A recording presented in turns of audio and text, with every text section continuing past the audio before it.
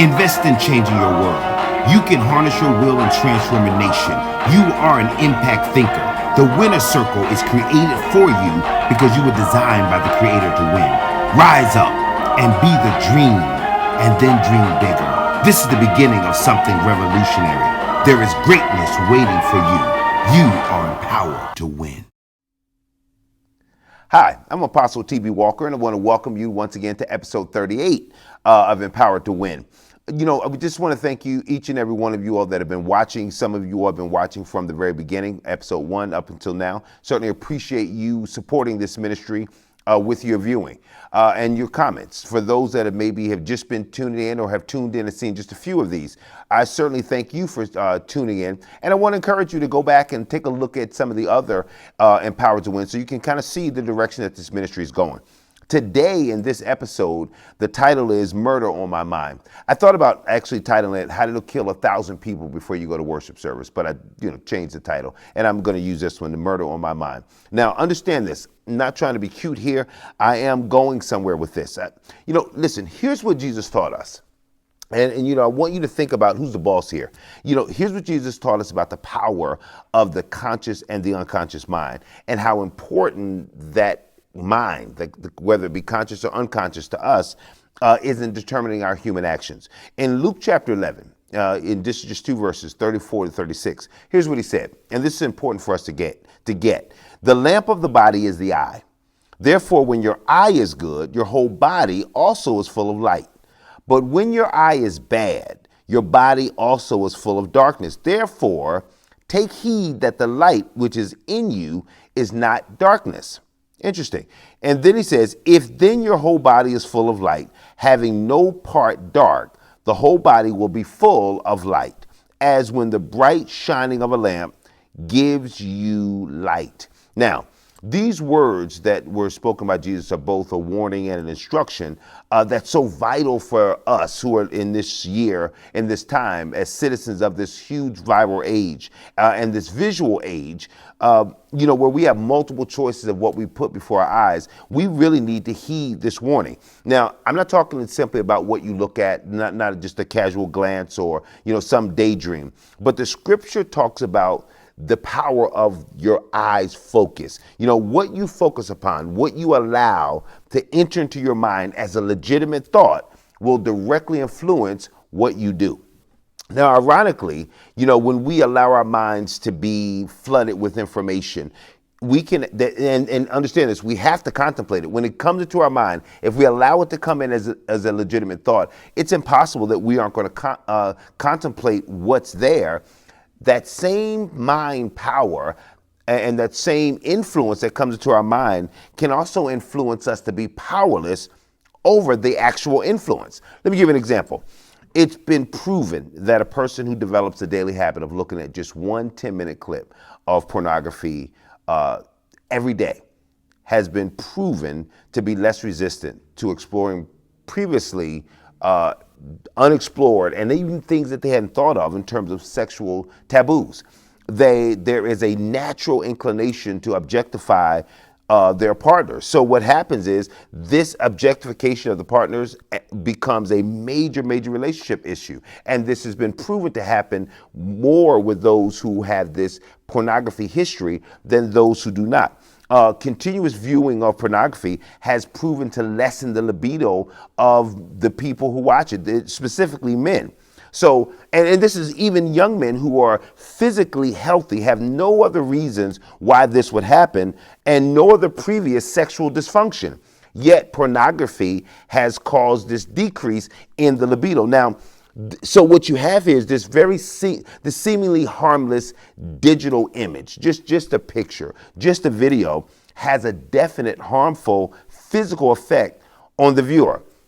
This is major, and we really need to understand this. What this means is this: what we see can actually change the natural state of our minds and even our bodies, and move us from the natural state to an abnormal state.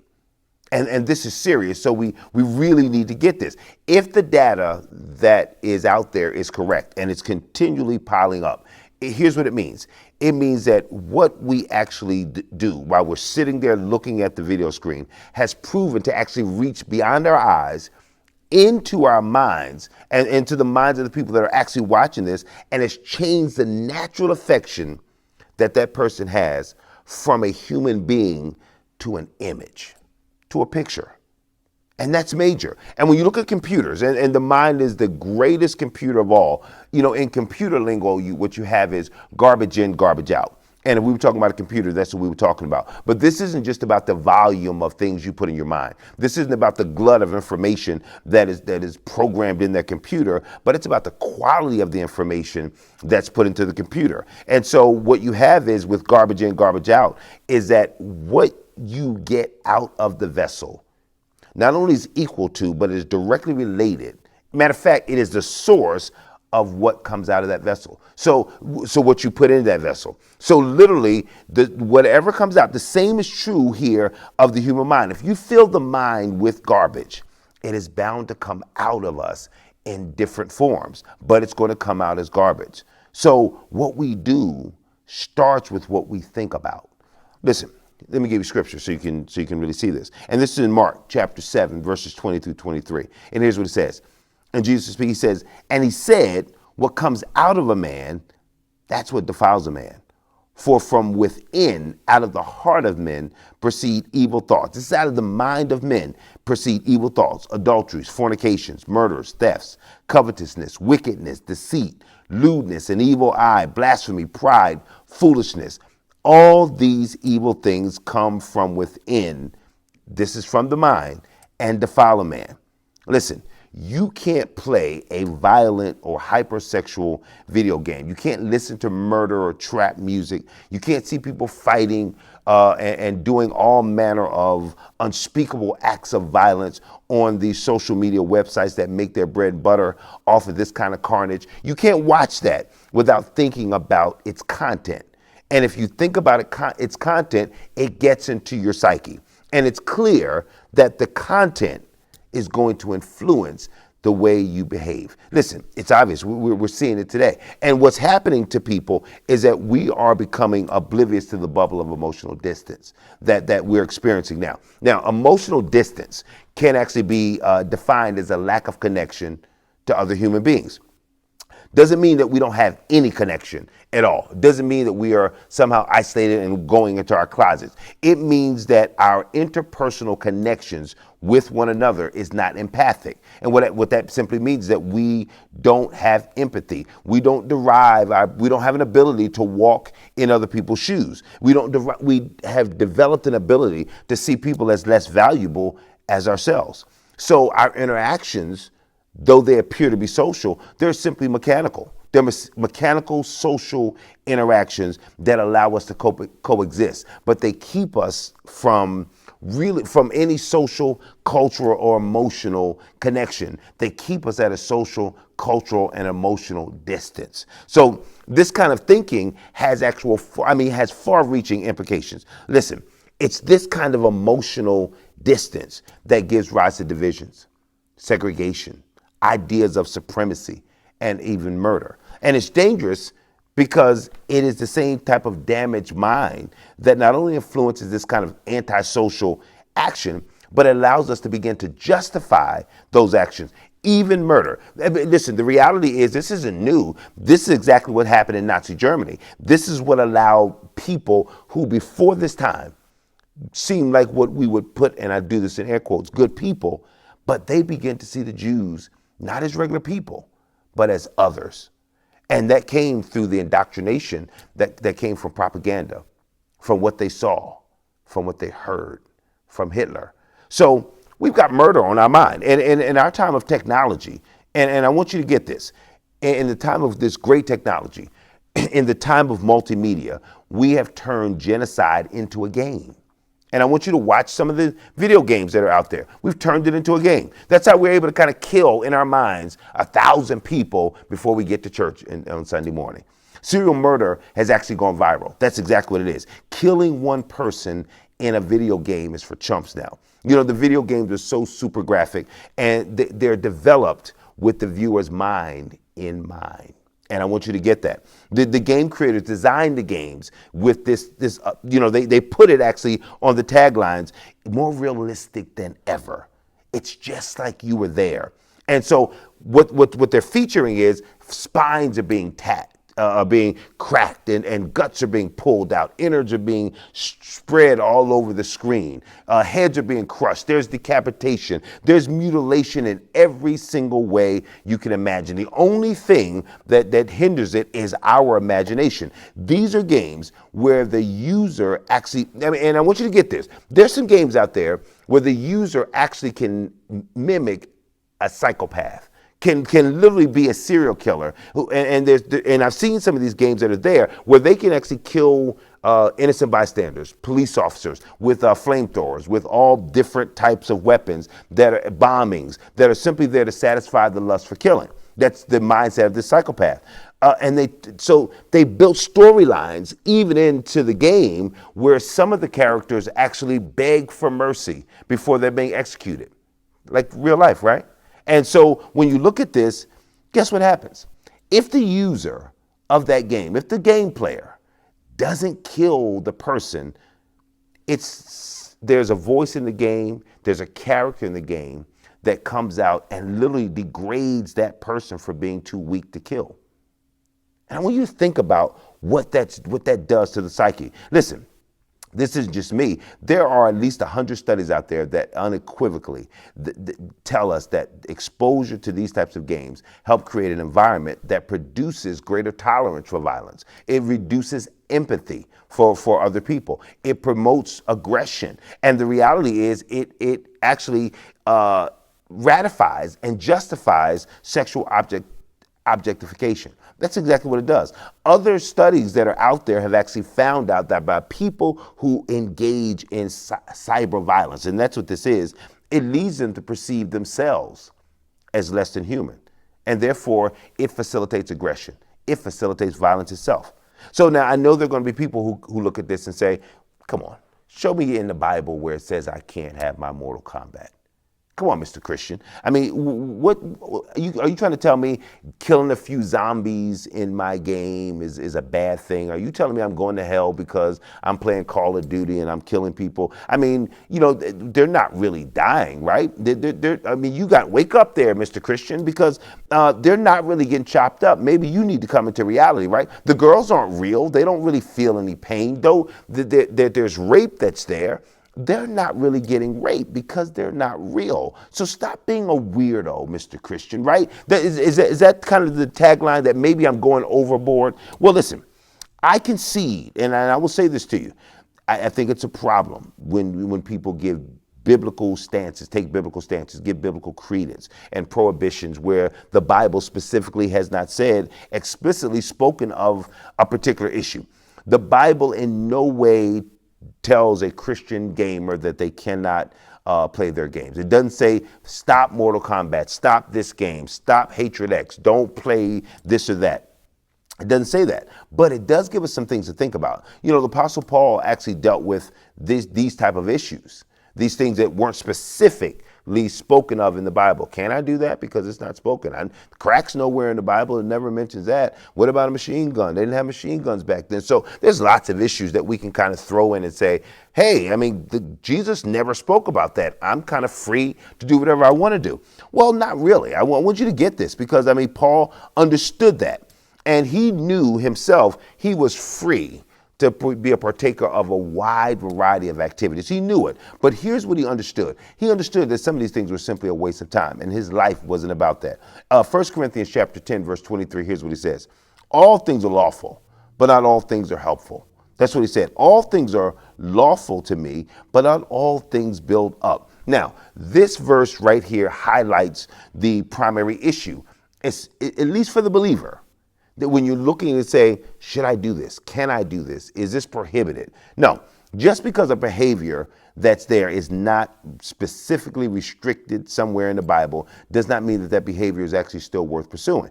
God has made it plain what our role is here in the earth. He wants us to spread the gospel, right? He wants us to preach and teach and to baptize and to go forth, letting people know who he is. He calls us the salt of the earth. We're the light right? So we're supposed to be salt and light. He tells us what our mission is. These things that he tells us to do, they actually require us to be in the presence of people, and they require dedicated time. So one of the great questions you've got to ask yourself, even though there's no prohibition there, one great question is this: what percentage of your time do you spend in these divisions, in these things that are nothing but diversions, and especially when compared to the percent of the time that we use in our service to God? Listen, time is a great equalizer. Each of us, not one person has 1 minute more than the other. We all have the same day. We have a 24-hour day. And Christian people, all people, but specifically Christians, will have to actually give an account of how they use their time to Christ specifically. 2 Corinthians, chapter 5, verse 10. For we must all appear before the judgment seat of Christ, so that each of us may receive what is due us for the things done while in the body, whether good or bad. We have to give it an account of our time. That's what the scripture says. We don't have unlimited minutes, so we have to give time and account for the time that we have. So spending hours playing video games, just sitting at the video console, whether you think it's right or wrong, cannot be called a good use of time. Here's another scripture. Be very careful then how you live, not as unwise, but as wise, making the most of every opportunity, because the days are evil. Therefore, do not be foolish, but understand what the Lord's will is. Here's what you got to ask yourself. Does this pass the test?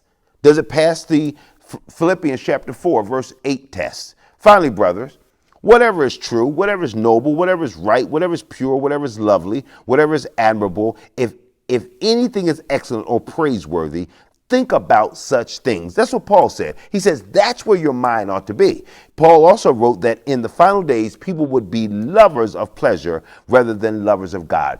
Tell me that's not America. Tell me that's not Western culture. We love to play. No matter how dangerous the situations are, no matter how critical our situations are around us, we are living in a dying world where Christians ought to be focused on getting the word concerning Jesus out.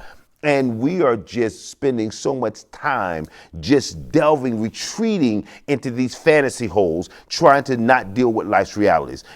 Our culture has become addicted to entertainment. We've become addicted to movies and sports and, we can't have a conversation without being on our phones and watching a video in our hands. So when you begin to look at this, hopelessness and helplessness has produced an environment where for us, and for people in general, but especially in our Western culture, where there is no greater purpose than racing to enjoy life at all costs before we die. And when Christian people become addicted to the same things as people who do not know Jesus, then guess what happens?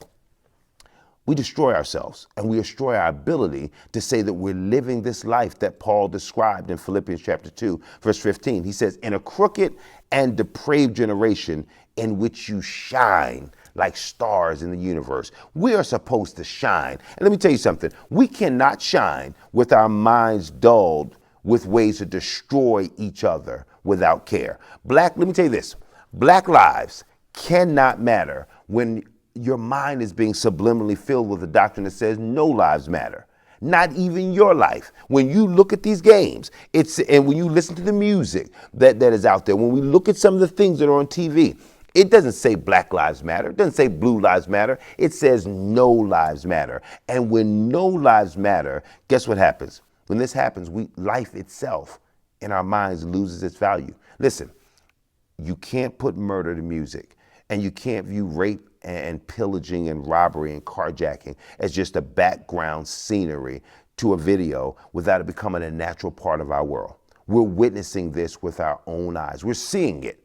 The very genocide that was on the screen, the very self-murder that you saw that was on the screen that was just a game is no longer a game. It's on our street. It's in our neighborhood. It's in our environment. And what we put before our eyes influences whether we're going to be able to prove to a dying world that we are a light sat on a hill that cannot be hidden, and that we know the way, or that we're really no different than anyone else. No need to come here. We're just busy killing. So listen, I want you to think about what you put before your eyes.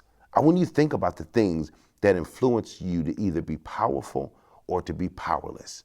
And God never intended for his people to be powerless. He never intended for us to be caught up in enjoying the things that the world says is good, even though the kingdom clearly lets us know that at worst, at best, it's a waste of time. At worst, it's depravity. So just think about this. And don't forget, no matter what's going on in your world, no matter what's going on around you, just keep this in mind. You are empowered to win.